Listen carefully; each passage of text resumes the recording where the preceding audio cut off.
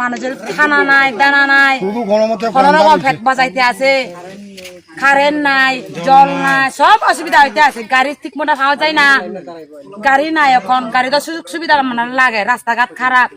যে জায়গা মনে হয় আমরা 200 টাকা গাড়ি ভাড়া লাগে, সে জায়গা 400 টাকা লাগে।